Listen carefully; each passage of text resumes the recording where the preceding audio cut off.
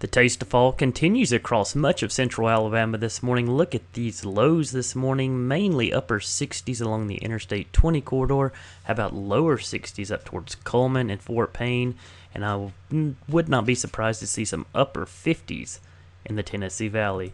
Now we're starting off looking at the national map. It's fairly quiet. We do see some flash flood watches across the Four Corners region of New Mexico, Colorado, and Utah, but most locations are calm across the U.S. Few flash flood watches across Florida. We'll dive into that in a second. Those flash flood watches in Florida is along that stationary front in that area of low pressure near Apalachicola.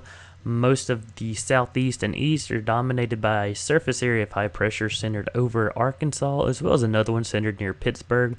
But we are watching a cold front coming out of the plains today up towards North Dakota. That area of low pressure will be responsible for quite a bit of severe weather today, and our friends at the SPC have issued an enhanced risk, which is pretty significant for portions of the Midwest. That does include Green Bay, Chicago, Detroit. Large hail and damaging winds along with tornadoes will be possible. Notice in the southeast, just the general thunderstorm outlook is associated with that stalled front across the southeast portions of the state, as well as the Florida Panhandle. Now looking at the infrared imagery this morning, very dry air across much of the southeast. We're seeing all the moisture down towards the Gulf of Mexico, and we'll continue to see the dry air stick around through much of the week ahead. Now, how about rain? Well, it's few and far between across much of the southeast. I know portions of Pike County, the Wiregrass region, saw rain yesterday. Those are the same areas that could see the rain again today, but really the main focus is going to be across the Florida Panhandle and the peninsula of Florida, where showers and thunderstorms will be widespread due to that stalled front. Now, we're starting the day off mainly sunny, seeing clear conditions across much of the state except the extreme southeastern corner.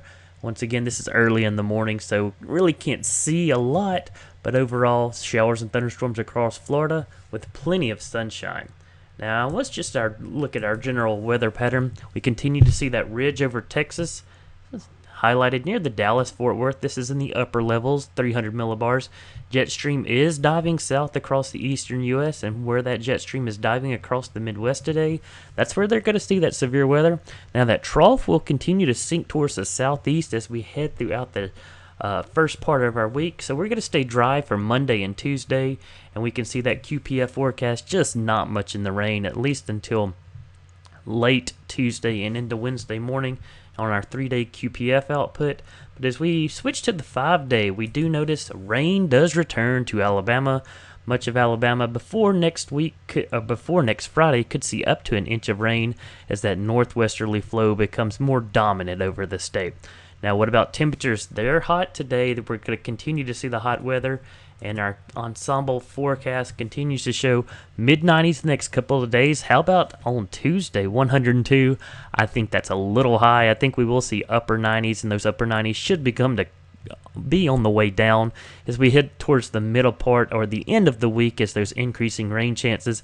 But as we continue through the month of August, the ensembles continue to show very hot weather throughout much of Alabama. This is for Birmingham. Our average high this time of year is 91, 92 degrees. We're going to stay about 5 to 7 degrees above normal according to this run of the model output.